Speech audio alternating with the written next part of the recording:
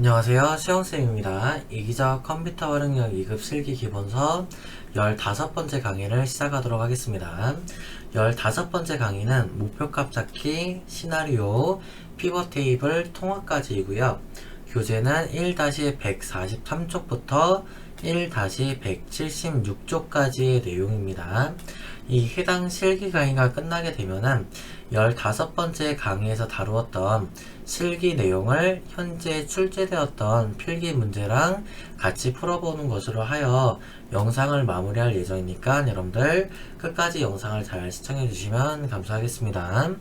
자, 그래서 폴더에서 우리 8-1차 목표값 시나리오 피벗 테이블 통합까지 들어갈 거고요. 그 중에서 분석 작업 4수업 목표값 찾기로 들어가도록 하겠습니다.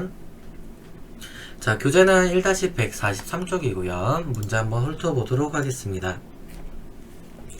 목표값 찾기 기능을 이용해서요. 고객별 적금 만기 지급액 표에 권역수의 만기 지급액, 그 셀이 지금 28셀입니다. 요 28셀이 800만원이 되려면 납입기간 D8셀이 얼마로 바뀌어야 되는지를 묻고 있는 겁니다. 그래서 이럴 때는 우리가 이 8셀에다가 마우스 커서를 잡아놓고요. 그 상태로 데이터 탭에 가상 분석에 목표값 찾기를 우리가 들어가도록 하겠습니다. 그러면 수직셀이 이 8셀로 잡혀요. 즉 744만 7천원이 찾는 값 800만원이 되려면 우리는 월 납입기간, 그러니까 그 D8셀이죠. D8이 얼마가 되어야 되는지 확인 누르게 되면은 26개월이 돼야 만기 800만원이 되구나를 우리가 알 수가 있는 겁니다. 그래서 목표값 찾기는 쉬워요. 간단해요. 그래서 다른 작업에 비해서 쉽기 때문에 반드시 여기를 여러분들 점수를 획득하고 넘어가셔야 됩니다. 자, 그 다음에 우리 교재 1-144쪽 한 장 넘겨서 보도록 하겠습니다. 목표값 찾기 두 번째 문제고요. 자, 교재를 읽으면 지금 지점별 가전제품 판매 현황표에 우리가 목표값 찾기 기능을 쓸 건데요. 서초점의 냉장고 판매 총액, 즉 이 10셀이죠. 얘가 일시 100, 1000, 100, 1000만원이 된대요. 지금 1000만원이 1억이네요. 1억 1억원이 되려면 판매량 D10셀이 얼마가 되어야 하는지를 계산해봐라 라고 합니다. 그래서 이럴 때는 이 10셀을 잡아놓고요. 데이터 탭에서 가상 분석의 목표값 찾기. 자, 이 10셀이라는 값이 1억원이 되려면 일시 100, 1000, 10,000, 10만, 100만, 1000만, 1억이 되려면 우리는 판매량 D10셀이 얼마가 바뀌어야 되는지, 그래서 확인을 누르게 되면 31대를 판매를 해야 1억원 판매 총액이 나온다라는 결과값을 지금 안내를 해주고 있죠. 자, 다음 목표값 찾기 세 번째입니다. 교재를 넘어가시다가 1-146쪽이고요. 자, 문제를 읽으면 영진출판사 판매 현황표에서 실 판매금의 평균, 즉 이 10일이 2천만원이 되려면 골드 회원 할인율이 몇 %가 되어야 하는지 목표값 찾기 기능을 이용해서 계산해봐라 라고 합니다. 그래서 우리는 이 11셀을 눌러놓은 상태로 데이터 가상 분석에 목표값 찾기를 들어가고요. 찾는 값이 2천만원이었죠. 일시 100, 1000만, 10만, 100만, 1000만 이 되려면 우리는 골드 회원 할인율, 즉 C13셀이죠. 그래서 확인 누르시면 27%가 되어야 실 판매 금액이 2천만원이 나온다 라는 사실입니다. 자, 여기까지 해서 우리가 지금 교재 내용을 마치고요. 폴더에 있는 별도의 실습 문제를 보도록 하겠습니다. 그래서 분석 작업 실습 목표값 찾기 열어줄 거고요. 자, 목표값 첫 번째 문제부터 보도록 하겠습니다. 자, 김은혜 과장의 연봉 계산표에서 연봉 B13셀이 3,500만원이 되려면 기본급이 얼마가 되어야 하는지 목표값 찾기 기능을 이용해서 계산을 해보래요. 그래서 우리는 B13셀 눌러놓은 상태로 데이터에 가상 분석의 목표값 찾기 눌러주고요. 찾는 값이 3,500만원이죠. 일시 100, 1000만, 10만, 100만, 1000만 이 되려면 기본급 B3셀 눌러주시면 됩니다. 그러면 연봉이 3,500만원을 달성하려면 기본급이 188만 6,667원을 받아야 합니다 라고 안내가 지금 되고 있습니다. 자, 목표값 찾기 두 번째 문제고요. 자, 위표는 각 학생의 합계와 평균을 이용해서 합계의 평균과 평균의 평균을 계산한 거래요. 그래서 평균의 평균, 즉 G8셀을 60점으로 조정하려면 긴 문무의 워드 점수, 얘가 몇 점으로 바뀌어야 되냐를 묻고 있는 겁니다. 그럼 우리는 G8셀에 대해서 눌러놓고요. 데이터, 가상 분석의 목표값 찾기를 눌렀을 때 찾는 값이 60점이죠. 그러려면 값을 바꿀 셀, 긴 문무의 워드 점수, 얘가. 그래서 확인 누르면 85점이 나와야 전체적인 평균이 60점이 나온다, 이렇게 지금 안내가 되고 있습니다. 자, 다시 교재로 넘어와서요. 1-148쪽에 시나리오 보도록 하겠습니다. 그래서 우리 폴더에서는 분석 작업 5 수업 시나리오 열어주시면 되고요. 자, 시나리오 문제는 여러분들 지문이 좀 굉장히 긴데 우선적으로 보셔야 될 거는 이름 정의를 먼저 하셔야 됩니다. 다른 거를 먼저 보는 것이 아니고요. 뭔 셀은 뭘로, 뭔 셀은 뭘로 정의하라라는 내용이 있어요. 얘부터 먼저 보셔야 됩니다. 그래서 첫 번째 여러분들 삼각형 보면 셀 이름 정의라고 나올 텐데요. 걔를 여러분들 먼저 문제 작업을 푸셔야 됩니다. 그래서 P18셀. 그래서 얘는 세율이라고 이름 정의를 지금 해야 됩니다. 그래서 클릭해서 세율 엔터 하면 되고요. 만약에라도 내가 이름 정의가 잘못됐다 그러면 우리는 이 수식 탭에 보면 이름 관리자라고 있어요. 여기에서 여러분들 수정하거나 삭제하거나 하셔야 됩니다. 반드시 기억하셔야 돼요. 수식에 이름 관리자 들어가서 편집이나 삭제입니다. 그래서 우리는 B18셀을 세율로 정의를 했고요. 그 다음에 G7셀이 있습니다. 그래서 G7셀 눌렀을 때 얘는 소개 1월로 정의를 하고요. 그 다음에 G12셀이 있죠. G12셀에다가는 이름 상대에다 클릭했을 때 소개 2월 정의를 하고요. 그 다음에 G16셀이 있을 겁니다. G16셀 눌렀을 때 얘는 소개 3월입니다. 소개 3월하고 엔터를 치면 되고요. 자, 그래서 이름 정의가 먼저 끝나게 되면은 그 다음에 문제를 읽습니다. 월별 주문 내역서 표에서 세율이 다음과 같이 변동한대요. 그래서 여기서 세율 B18셀이 바뀌는 겁니다.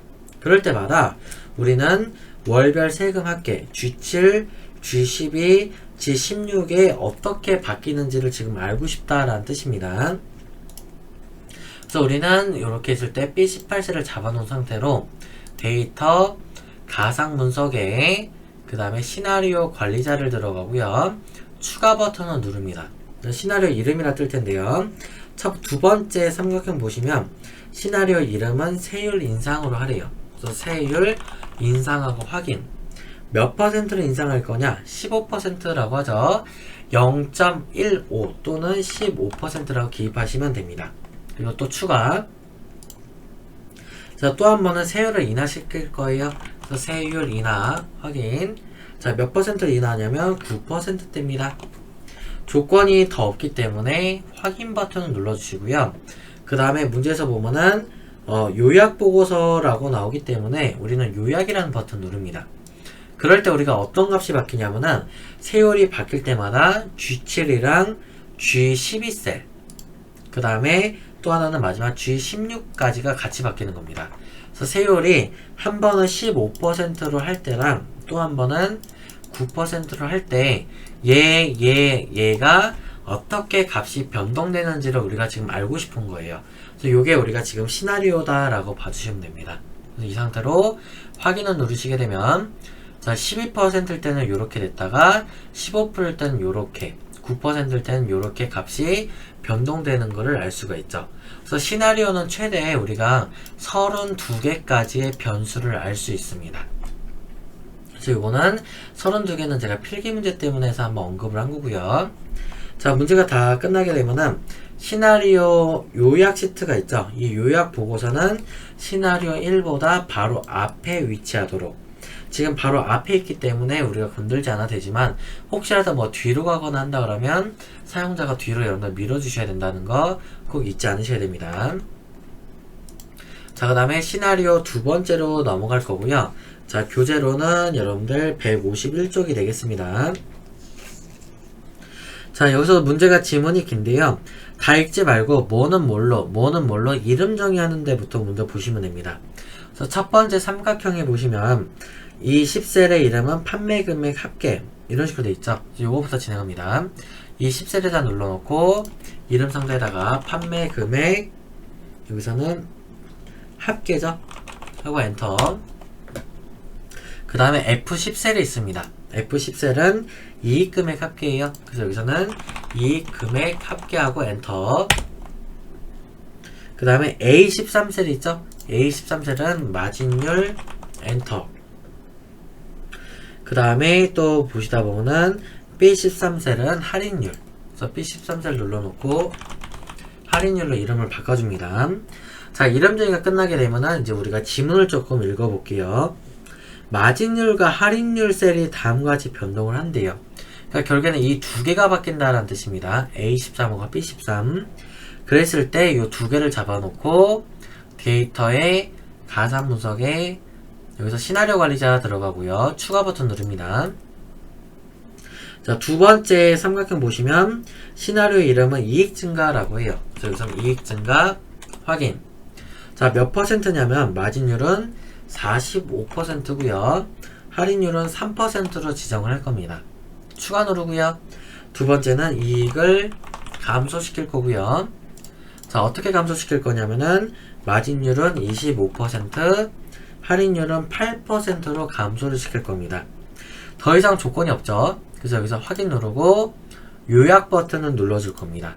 그랬을 때 우리는 이 마진율하고 할인율에 따라서 문제를 읽어보면 판매금의 합계, 즉 이 10세라고요. 이익금의 합계 F10이 어떻게 바뀌는지를 보고 싶은 거예요. 그래서 지금 F10만 잡혀있죠. 그래서 우리는 이거 지워주고 20부터 F10 이렇게 다시 긁어주시면 됩니다. 셀 범위 자체를. 그래서 20부터 F10까지 변동을 알고 싶으니까 잡아놓고 확인하시게 되면은 이런 결과 값을 우리가 보이게 될 겁니다. 그리고 요약 시트 같은 경우는 시나리오 2보다 바로 앞에 위치를 했기 때문에 더 이상 건드려 줄 게 없어요. 자, 이제 시나리오 세 번째로 넘어가 보도록 하겠습니다. 자, 세 번째 문제는 여러분들 154쪽이고요. 문제를 읽다 보면은 일단 이름 정의하는 부분이 있죠. 각 셀의 이름 정의를 먼저 하도록 하겠습니다. 그래서 A14셀에다가는 과목당 수강료 엔터. 그 다음에 B14셀에다가는 강사료 엔터. H10셀 같은 경우는 우리는 이익합계죠. 그래서 이익합계 엔터. 자, 이름 정의가 끝나게 되면 이제 지문을 읽다 보면은 과목당 수강료와 강사료의 셀이 다음같이 변동이 된대요. 그래서 요 두 개 셀을 잡아 놓고요. 그 상태로 데이터 가상 분석에 시나리오 관리자 들어갑니다. 추가 버튼 누르고요. 그래서 시나리오 이름 첫 번째는 10% 인상입니다. 그래서 문제를 읽어보면 과목당 수강료 및 강사료를 각각 10%씩 인상된 값입니다. 인상된 값을 우리가 사용자가 계산을 해야 되는 거예요. 그럼 4만원에 10%면 44,000원이 되는 것이고요. 강사료 90만원에 10%면 99만원이 되는 거죠. 이렇게 직접 계산해서 들어갑니다. 추가 누르고요. 또 한 번은 20%를 인상시킵니다. 확인. 자, 아까 10%일 때가 4,000원이었으니까 4만원에 20%면 48,000원이 되는 거죠. 48,000원. 그 다음에 90만원에 10%가 9만원이었으니까요. 2배죠. 108만원입니다. 108 빵빵빵빵. 조건 더 없죠. 확인하고 요약 버튼을 눌렀을 때, 자, 우리는 어떻게 뭐가 변동되냐면 이익 합계, 즉 H10이 변동이 된다 이렇게 해서 H10만 잘 잡혀있으면 됩니다. 그 상태로 확인. 그러면 요게 결과값이고, 시나리오 요약 3 같은 경우는 시나리오 3보다 뒤로 가라라고 되어 있습니다. 자, 뒤로 밀어주시게 되면은 답이 나오게 되는 거죠. 그리고 시나리오 같은 경우는 내가 만약 값이 잘못되게 되면은 이렇게 지우셔야 돼요. 요약 3이라는 시트를 오른쪽 클릭, 삭제해서 요약 시트를 날리고, 그 다음에 뭐 내가 예를 들어서 이름 정의를 안 했다. 그럼 다시 요 시나리오 시트로 넘어가가지고 이름 정의 다시 해주시고, 처음이랑 똑같이 두 개 잡아서 데이터, 가상문서, 시나리오 관리자 들어가서 여기서 만약에 값이 이상했다 그러면 편집을 하시거나 삭제를 하시면 되는 거고요. 여기서 이상이 없으면 그대로 여기서 요약 눌러서 확인하시면 제대로 표기가 될 겁니다. 그리고 역시 뒤로 밀어주면 되고요. 자, 여기까지 해서 우리가 시나리오를 마치고요. 자, 별도로 우리 실습 문제를 또 풀어보도록 하겠습니다. 자, 실습 폴더에 우리 분석자가 올 시나리오 열어주고요. 자, 첫 번째 문제를 보도록 하겠습니다. 자, ABC 물품의 반품 수량이 다음과 같이 변동하는 경우 매출액 합계 H15가 어떻게 변동되는지를 작성해봐라 라고 되어 있어요. 그래서 우선은 이름 정의를 먼저 해야 됩니다. 그래서 변경셀의 이름은 이후에 A 반품 수량이라 나오죠. 그래서 요거를 글에 좀 들어갈게요. A 반품 수량 엔터. 그 다음에 이 6셀이 있죠. 그래서 이 6셀은 B 반품 수량. 그 다음에 27셀이 있죠. 27셀은 C 반품 수량입니다. 엔터. 자, 그랬을 때 이 A, B, C 얘네들이 어떻게 바뀌냐에 따라 물어보는 겁니다. 그래서 우리는 25, 26, 27을 다 잡아놓은 상태로 데이터에 가상분석에 시나리오 관리자를 들어가고요. 추가 버튼을 누릅니다. 그럼 첫 번째 이름은 수익률의 증가라고 해요. 그래서 수익률의 증가라고 타이핑 해주시고, 자, A 반품, B 반품, C 반품 나오는데 각 10개씩 감소한 값으로 설정한대요. 그러면 10개씩 감소하게 되면 9개에 21에 12개가 된다 이렇게 보시면 되는 거죠. 그리고 추가 또 한 번은 이번에는 수익률의 감소가 될 것이고요. 10개씩 증가한 값이래요. 그러면 29, 41, 그 다음에 32이 되는 겁니다. 그래서 더 이상 없으면 확인하시고요. 그 다음에 여기서 결과셀 H15의 이름은 매출액 합계 설정인데 제가 지금 이거를 이름 정의를 안 하고 왔어요. 잠깐만 닫겠다 지나갈게요. 매출액 합계 H15에다가 다시 클릭해서 매출액 합계로 이름 정의를 하겠습니다. 그리고 다시 A, B, C를 잡아놓고 데이터 가상분석에 시나리오 관리자 들어가게 되면 아까 했던 게 그대로 남아있어요. 요약만 누르면 되고, 그랬을 때 우리는 H15를 알고 싶은 겁니다. 그래서 여기서는 H15 하나만 잡아주시면 돼요. 그래서 그대로 확인하시면은 어떻게 나오는지가 결과값이 보여질 겁니다. 자, 여기까지가 1번이고요. 자, 시나리오 2번으로 넘어가겠습니다. 자, 적금의 연이율이 다음과 같이 변동하는 경우 만기금액 C7의 변동 시나리오를 작성해봐라 라고 합니다. 이름 정의가 문자예요. C5셀에다가 클릭을 해놓고 얘는 이율이라고 정의를 하겠습니다. 그 다음에 결과셀 C7셀에는 만기금액으로 정의를 할게요. 자, 문제에서는 우리가 연이율이 바뀔 때마다 물어보고 있어요. 그래서 C5셀에다가 선택을 해놓고 데이터, 가상분석, 시나리오 관리자를 누르고요. 추가 버튼 누릅니다. 그래서 시나리오 이름은 이율 10%라고 타이핑을 하시면 되고요. 자, 그 다음에 확인. 자, 연이율은 10%로 설정한대요. 그래서 그냥 0.1로 하셔도 됩니다. 추가. 또 한 번은 이율을 11.5%로 한다고 합니다. 여기 한번 띄어쓰기 되시니까 띄울게요. 그리고 확인하시고, 자, 여기는 11.5%라고 타이핑 하시면 됩니다. 더 이상 없죠? 그래서 확인하고, 요약 버튼을 누를 때 우리는 연이율에 따라서 만기 금액을 알고 싶은 거예요. 그래서 C7셀 누르고 확인하시게 되면은 이런 결과가 나오게 되는 거죠. 자, 이렇게 해서 우리가 지금 시나리오까지를 다 마쳤고요. 실습 문제까지. 자, 그 다음으로 넘어가 보도록 하겠습니다. 자, 157쪽으로 여러분들 보겠습니다. 교재 157쪽에 피벗 테이블이고요. 다시 폴더로 돌아와서 분석작업 6수업 피벗 테이블로 열어주도록 하겠습니다. 자, 157쪽이면 핵심 포인트의 피벗 테이블이 뭔지에 대한 설명이 나와 있어요. 그래서 작성된 데이터 목록의 필드를 페이지 열 행 방향으로 재구성해서 전체 데이터에 대한 통계를 한눈에 파악할 수 있도록 요약 분석하는 기능이다 라고 되어 있죠. 그러니까 일종의 우리가 통계 낼 때 쓰는 게 피벗 테이블이다 라고 생각하시면은 조금 여러분들 이해하시기가 편할 거예요. 자, 그래서 문제를 157쪽에 볼게요. 피벗 테이블 기능을 이용해서 사원별 급여 지급 현황표에 부서명을 행레이블, 값에는 기본급, 야근수당, 성과금의 평균을 순서대로 계산하라 라고 되어 있습니다. 피벗 테이블 만들기 위해서는요, 표 안쪽에다가 아무데나 커서 위치해 놓고 삽입 탭의 피벗 테이블입니다. 딸깍 눌러주고요. 자, 그 다음에 넣을 위치가 있습니다. 넣을 위치는 기존 워크시트의 위치는 H3에다가 눌러주시면 돼요. 그리고 확인. 그러면 이렇게 이제 필드 목록을 해서 뜨게 되는데요. 이제 문제에서 제시된 대로 우리가 위치만 시키면 됩니다. 부서명을 행레이블로 가고요. 그 다음에 값에다가는 기본급, 그 다음에 야근 수당, 그 다음에 성과금입니다. 의 평균을 순서대로 계산하래요. 각각을 다 지금 우리가 평균을 구한다 소리입니다. 그래서 여기서는 더블 클릭해가지고 학기에서 더블 클릭해서 평균을 바꿔주고 확인. 여기도 더블 클릭해서 평균을 바꿔주고 확인. 더블 클릭 평균을 바꿔주고 확인하시면 되고요. 그 다음에 값 영역의 표시 형식은 셀 서식 대화 상자에서 숫자 범주의 천 단위 구분기호 사용을 이용해서 지정을 하라고 합니다.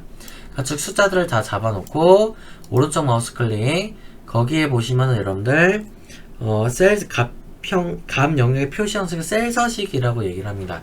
셀 서식. 그래서 여기서는 셀 서식을 눌러주고요. 그 중에서 숫자 범주 내에 천 단위 구분기호 체크하시면 됩니다. 그리고 확인.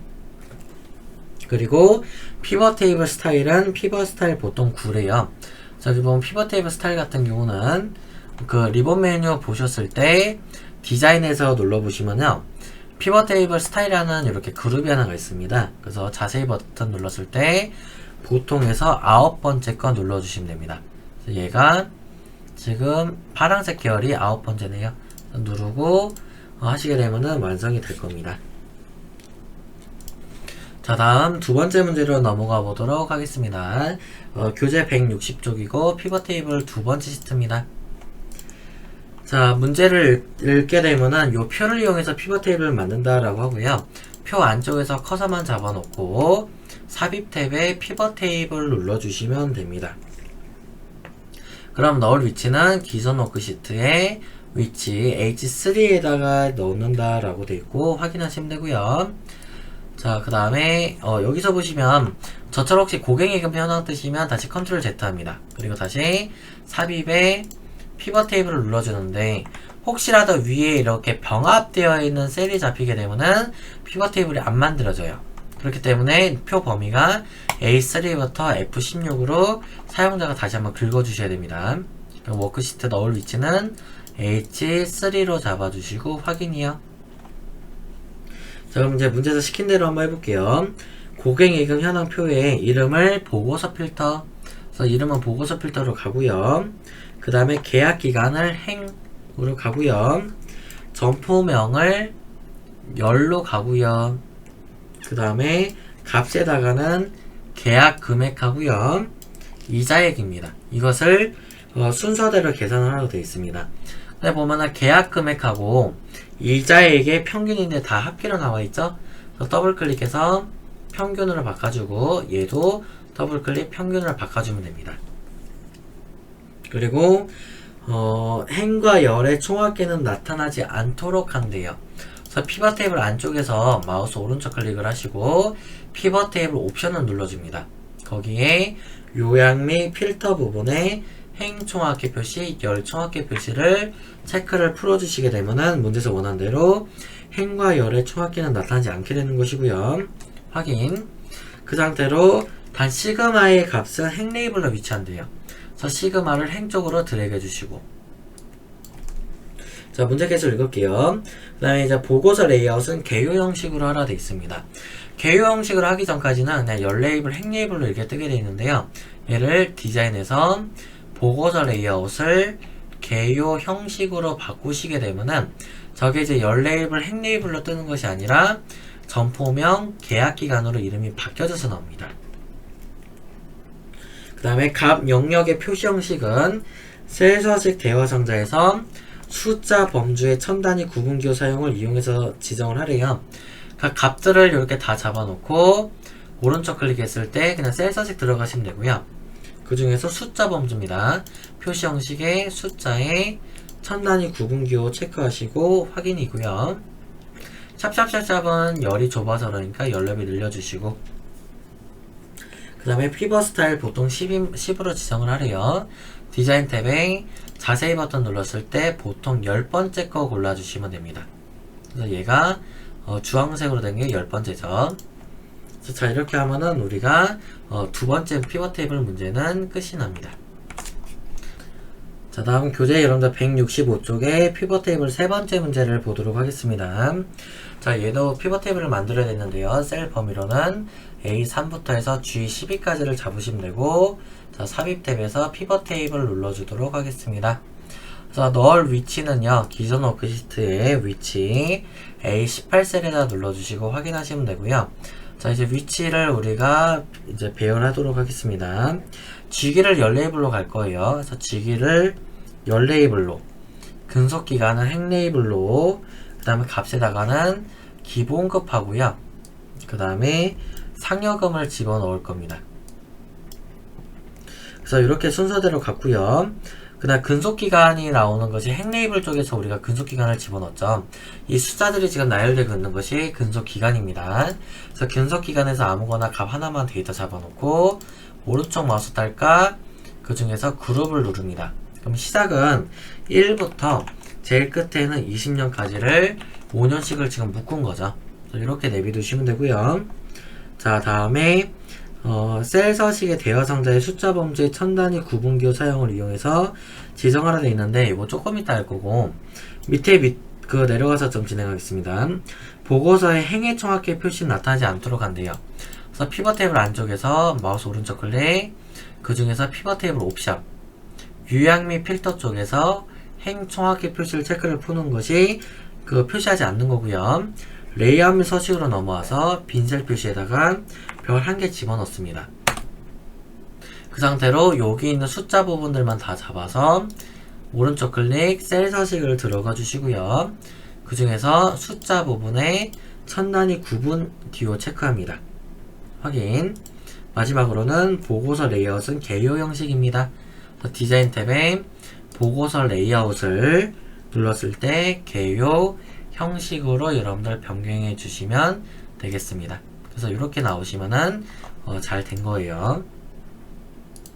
자, 그리고 만약에 이제 정답이랑 비교를 했을 때 순서가 좀 다를 수 있어요. 저는 지기가 이사, 부장, 과장 순인데 정답에서는 과장, 부장, 이사 순입니다. 근데 문제에서 보면 완성본이 주어져 있지 않기 때문에요. 그 정렬에 대해서는 여러분들 크게 신경 쓰지 않으셔도 될 것 같습니다. 요거는 정렬만 이렇게 똑같이 해주게 되면 값이 일치하게 나오고요. 저 같은 경우는 이제 정렬을 안 했기 때문에 그런데 따로 문제에서 제기되어 있지 않기 때문에 따로 하지는 않으셔도 상관없습니다. 자, 그 다음에 폴더에 여러분들 분석작업 6 실습 피벗 테이블 문제를 보도록 하겠습니다. 자, 그래서 여기 문제를 보고 혹시라도 콘텐츠 사용 나오게 되면 체크해주세요. 자, 문제를 읽어보도록 하겠습니다. 이 표에서 역시 우리가 지금 피벗 테이블을 만드는 거고 A18셀부터 시작을 하래요. 그래서 표 아무데나 클릭해 놓고 그 삽입 탭에 피벗 테이블 눌러줍니다. 그럼 표 전체가 잘 잡히면 잘 된 거고요. 넣을 위치는 기존 워크시트의 A18입니다. 그래서 A18에다가 이렇게 저 같은 경우는 지금 문제가 있어서 그런데요. 잠깐만 비켜놓고 할게요. 이렇게 다시 피벗 테이블 넣을 위치 A18셀에다 클릭 확인하고요. 배열해 줄 겁니다. 성명은 보고서 필터, 그 다음에 부서명은 행으로 갑니다. 부서명 행, 그 다음에 주기는 열, 그 다음 값의 기본급, 그 다음에 쓸 수령액, 그 다음에 시그마 값을 행으로 가고요. 했을 때 피벗 테이블을 작성하라 되어 있고 피벗 테이블 보고서의 행의 총합계는 표시하지 않는데요. 자, 아무데나 눌러놓고 마우스 오른쪽 클릭 피벗 테이블 옵션을 들어가서 요약 및 필터 쪽에서 행 총합계 표시를 풀어버리고요. 레이아웃 및 서식으로 와서 빈셀 표시에다가 별 1개 집어넣게 되면은 작업이 끝나죠. 자, 여기까지가 1번이고요. 자, 2번 문제 보도록 하겠습니다. 자, 2번 문제도 옆으로 좀 치워놓고 할게요. 자, 요 문제를 보고 우리가 A3부터 G12 영역을 이용해서 주문 날짜는 행, 제조회사는 열, 이런 식으로 해서 피벗 테이블을 만들어 보라 라고 합니다. 그래서 표 아무데나 하나 눌러놓고 삽입에 피벗 테이블 클릭. 자, 넣을 위치는 기존 워크시트에 위치 A18셀에다 눌러놓으시면 되고 확인할 거고요. 자, 다음에 주문 날짜는 행으로 갈 것이고요. 제조회사는 열로 갈 것이고 값에다가는 생산 원가랑 판매가, 그 다음에 이익금까지를 집어넣을 겁니다. 그 다음에 시그마는 행 레이블로 위치하라 되어 있고요. 이미 동일 시트에 A18부터 스타트하고 있고 개요 형식을 할 겁니다. 디자인 탭에 보고서 레이아웃을 개요 형식으로 바꿔주시고요. 주문 날짜는 월별로 그룹하래요. 그래서 주문 날짜 아무거나 하나 잡아서 오른쪽 클릭 그룹. 그래서 이 날짜부터 이 날짜 사이에 월로 묶어준다. 그래서 그냥 이 상태로 확인하시면 됩니다. 그러면 이렇게 월로 묶여지고요.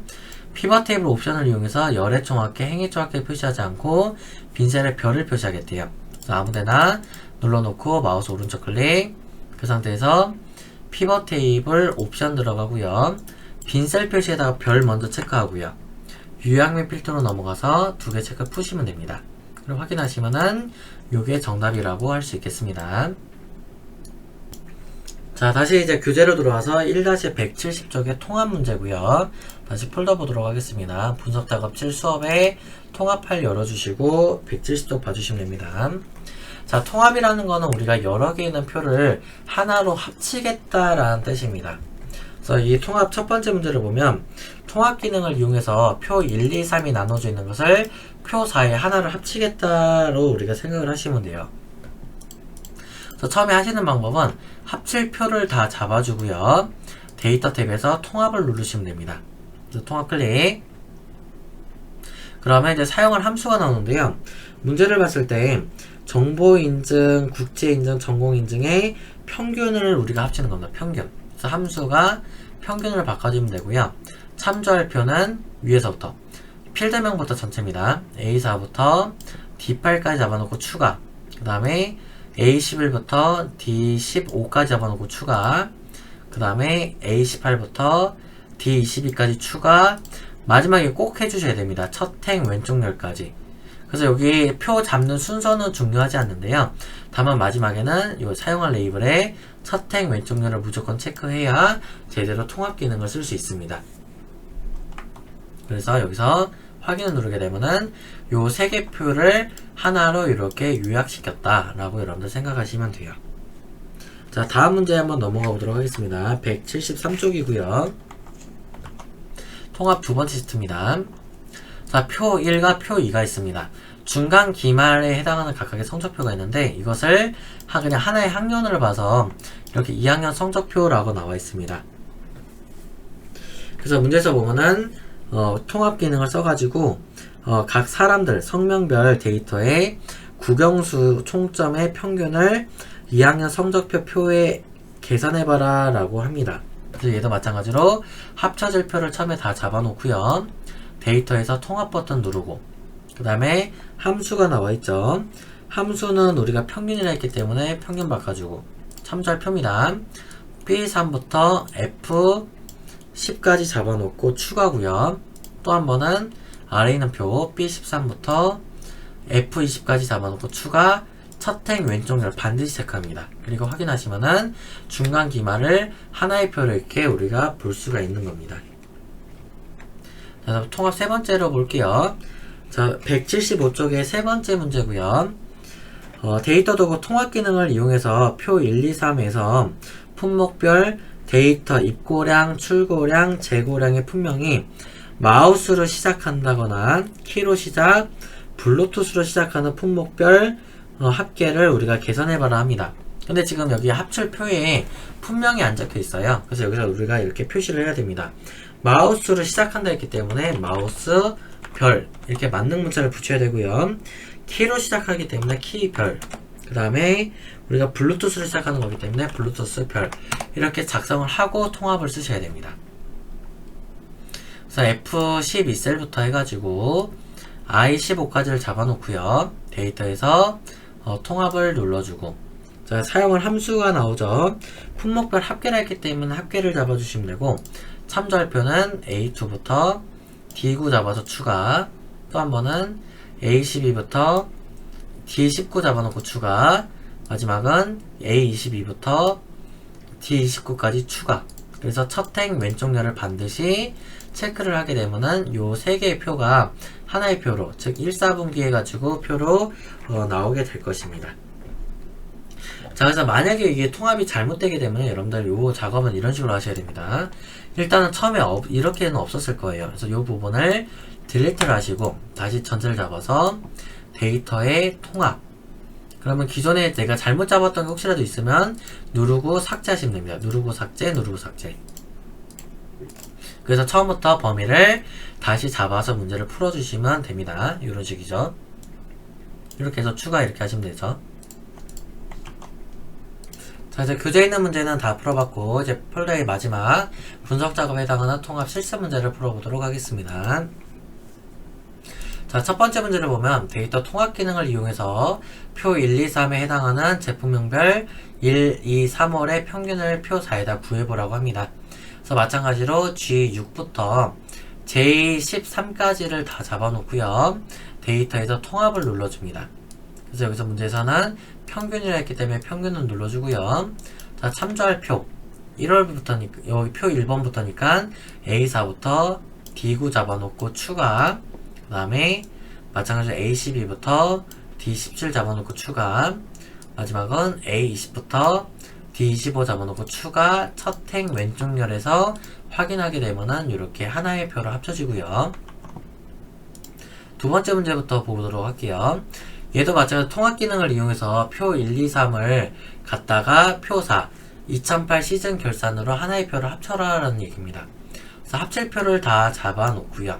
데이터에서 통합 클릭하고, 자, 문제에서 합계라고 했습니다. 합계 체크된지 보시고, 참조할 표 A2부터 D23 추가, F2부터 I20까지 추가, 자, K2부터 N17까지 추가, 첫 행 왼쪽 열 확인하시게 되면은 하나의 표로 뿅 하고 합쳐질 수가 있겠죠. 그래서 통합 같은 경우도 간단한 문제이기 때문에 통합에서 여러분들 반드시 점수를 획득을 하셔야 됩니다.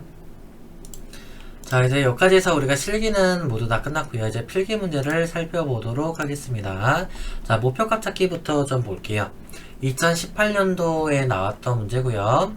자, 2회 때 출제됐습니다. 그래서 아래 그림과 같이 목표값 찾기를 실행했을 때 이에 대한 의미로 옳은 것은 이라고 하는데, 요거를 해석하라는 소리입니다. 즉 요거를 해석하게 되면 이 3가 65가 되려면 이렇게 해석을 해야 됩니다. 처음 자체가 되려면 P3가 얼마냐, 요런 뜻이 되는 거거든요. 그러니까 결국엔 우리가 뜻을 해석하게 되면 이 3라는 것은 평균이죠. 말을 바꾸게 되면은 얘가 평균이 되는 거고요. 평균이 65가 되려면 B3가, 즉 컴퓨터죠. 컴퓨터의 판매량입니다. 판매량이 얼마냐. 그러니까 정답이 바로 1번이라는 걸 알 수가 있죠. 평균이 65가 되려면 컴퓨터의 판매량이 얼마가 되어야 하는가, 이런 뜻이 됩니다. 그래서 정답 1번이고요. 자, 다음 문제. 다음 중 판매 관리 표에서 수식으로 작성된 판매액의 총합계가 원하는 값이 되기 위해 판매 수량을 예측하는 데 가장 적절한 데이터 분석 도구는? 하고 물어봅니다. 단 판매액의 총합계를 구하는 수식은 판매 수량을 참조해서 계산된다 라고 합니다. 그래서 2016년도에 나왔던 문제인데, 지금 원하는 값이 되기 위해서 판매 수량을 예측한다 라고 합니다. 그렇기 때문에 우리는 목표값 찾기라고 답을 고르시면 되겠죠. 정답은 4번입니다. 자, 그 다음에 다음 중 수식으로 계산된 결과값은 알고 있지만 그 결과값을 계산하기 위해 수식에 사용된 입력값을 모르는 경우 사용하는 기능을 옳은 것은 물어봅니다. 2010년도에 나왔는데 여기서 핵심 포인트는 여기입니다. 수식으로 계산된 결과값은 알고 있지만 이란 내용이 나오면 바로 목표값 찾기를 여러분들 꼽으실 수가 있어야 됩니다. 그래서 정답은 그래서 1번이라고 말씀을 드릴 수 있습니다. 자, 다음 목표값 찾기 끝났고요. 이제 시나리오 쪽으로 문제를 넘어가 보도록 할게요. 자, 2020년도에 나왔던 문제고요. 다음 중 아래 그림의 시나리오 요약 보고서에 대한 설명을 옳지 않은 것은 이라고 합니다. 첫 번째, 노트북 프린터 스캐너 값의 변화에 따른 평균 값을 확인할 수 있다. 밑에 보면 확인할 수가 있죠. 그 다음 두 번째, 경기 호황과 경기 불황 시나리오에 대한 시나리오 요약 보고서이다. 위에 보면 경기 호황, 경기 불황이라 나오죠. 그렇기 때문에 1번, 2번 둘 다 맞는 설명이고요. 3번, 시나리오의 값을 변경하게 되면 해당 변경 내용이 기존 요약 보고서에 자동으로 다시 계산되어 표시된다 그랬는데 표시가 안 돼요. 요약을 한번 눌러놓게 되면은 기존 값이 바뀌게 되면은 다시 여러분들 요약을 눌러야지만은 이게 반영이 됩니다. 그래서 자동으로 다시 계산이라는 말이 틀린 겁니다. 그래서 정답이 3번이 됩니다. 그리고 4번은 시나리오 요약 보고서를 실행하기 전에 변경셀과 결과셀에 대해서 이름을 정의하였다라고 합니다. 얘네들이 지금 다 이름 정의가 지금 된 거예요. 보시면 경기 호황, 경기 불황도 그렇고요. 이것도. 그래서 이름 정의가 안 되게 되면 여러분들 항상 절대참조 형태로 나옵니다. 셀 주소로 나오게끔 되어 있고요. 이름 정의가 똑바로 되게 되면은 이런 식으로 각각에 해당하는 셀의 이름으로 표시를 합니다. 자, 다음으로 넘어가서 2019년도 1회 때 나왔던 문제고요. 다음 중 시나리오 추가 대화 상자에 대한 설명을 옳지 않은 것은 이라고 나옵니다. 첫 번째, 데이터의 데이터 도구, 가상분석, 시나리오 관리자, 대화 상자에서 추가 단추를 클릭하면 표시되는 대화 상자다. 맞습니다. 추가를 누르게 되면 이렇게 시나리오 이름을 우리가 지정할 수 있는 창이 떴었고요. 실제 실기할 때도 그랬고요. 두 번째, 변경셀은 변경 요소가 되는 값의 그룹이고 하나의 시나리오에 최대 32개까지 지정할 수 있다. 맞습니다. 최대 32개까지 가능해요. 세 번째는 설명은 시나리오에 대한 추가적인 설명을 반드시 입력해야 한다 그랬는데 아니에요. 반드시. 이런 극단적인 표현이 나오면은 정답이 아닙니다. 그래서 여기서는 정답이 3번이라고 예를 들 수가 있어요. 반드시 입력할 필요는 없어요. 그냥 우리가 선택사항입니다. 넣어도 되고 안 넣어도 되고. 그래서 정답은 그래서 3번이고요. 4번은 보호의 체크박스들을 검토 변경 내용의 시트보호를 설정한 경우에만 적용된 항목들이다. 이것도 이론상으로 맞는 설명입니다. 자, 다음에 2017년도에 나왔던 1회 문제였는데요. 다음 중 다양한 상황과 변수에 따른 여러가지 결과값의 변화를 가상의 상황을 통해 예측 분석할 수 있는 도구가 뭐냐라고 물어봅니다. 정답은 시나리오 관리자고요. 여기서 핵심 포인트는 다양한 상황과 변수에 따랐다라는 거고 가상을 상황을 통해 예측 분석할 수 있다. 요게 지금 핵심 단어들입니다. 그래서 이런 단어가 반드시 나오게 되면 여러분들은 시나리오 관리자를 꼽으시면 되고요. 가끔 하다 보면 시나리오 관리자랑 목표값 찾기를 헷갈리는 분들이 있어요. 그래서 이 헷갈리는 분들을 위해서 핵심 포인트, 키워드를 외우셔야 돼요. 시나리오 관리자 같은 경우는 다양한 상황이라는 것이 특히 핵심 포인트입니다. 그래서 여기를 반드시 좀 기억을 해두세요. 자, 다음에 이제 통합의 데이터 통합에 관한 문제고요. 자, 2020년도에 나왔던 문제입니다. 데이터 통합에 관한 설명을 옳지 않은 것은 이라고 하는데요. 첫 번째, 데이터 통합은 위치를 기준으로 통합할 수도 있고 영역의 이름을 정해서 통합할 수도 있다 했는데 요거 맞는 설명입니다. 자, 두 번째는요. 원본 데이터의 연결 기능은 통합할 데이터가 있는 워크시트와 통합 결과가 작성될 워크시트가 같은 통합 문서에 있는 경우에만 적용할 수 있다 되어 있는데 틀린 설명이에요. 그래서 그렇기 때문에 정답이 2번이 되는 겁니다. 옳지 않은 게 그래서 2번이요. 원본 데이터 연결 기능은 통합할 데이터가 있는 워크시트와 통합 결과가 작성된 워크시트가 같지 않아도 돼요. 그러니까 서로 다른 통합 문서에서도 이루어질 수 있습니다. 그래서 정답이 2번이 옳지 않고요. 나머지 것들은 한 번씩 읽어보시면 됩니다. 다른 원본 영역에 레이블과 일치하지 않는 레이블이 있는 경우에 통합하면 별도 행위나 열이 만들어지고요. 여러 시트에 있는 데이터나 다른 통합 문서에 입력되어 있는 데이터를 통합할 수가 있습니다. 그래서 요거는 이론상으로 여러분들 이거 2번을 꼽아주시면 돼요.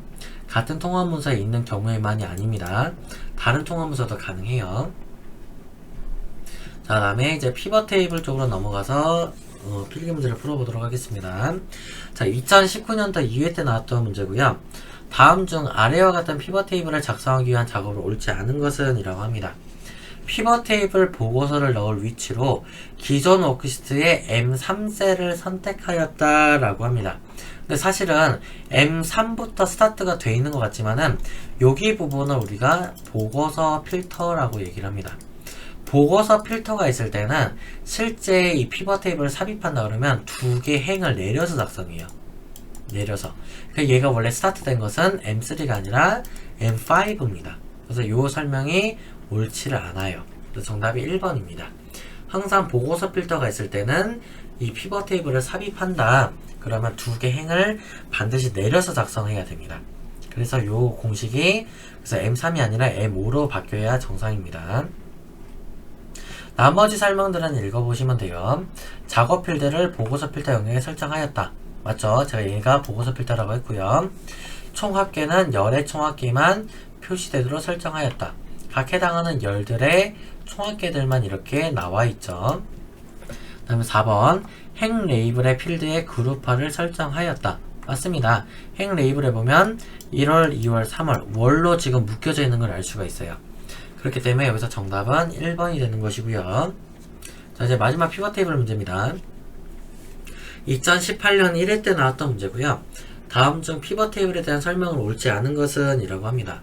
첫 번째, 각 영역의 특정 항목을 더블 클릭하게 되면 해당 데이터에 대한 세부적인 데이터가 새로운 시트에 표시된다 그랬는데 맞는 설명이에요.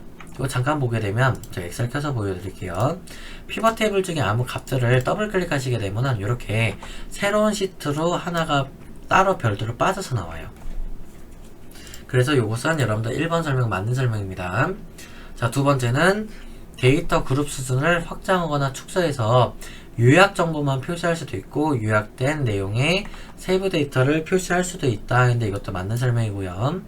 세 번째, 행을 열로 또는 열을 행으로 이동해서 원본 데이터를 다양한 방식으로 요약해서 표시할 수 있고요. 행 레이블, 열 레이블이 있기 때문에 이게 가능합니다.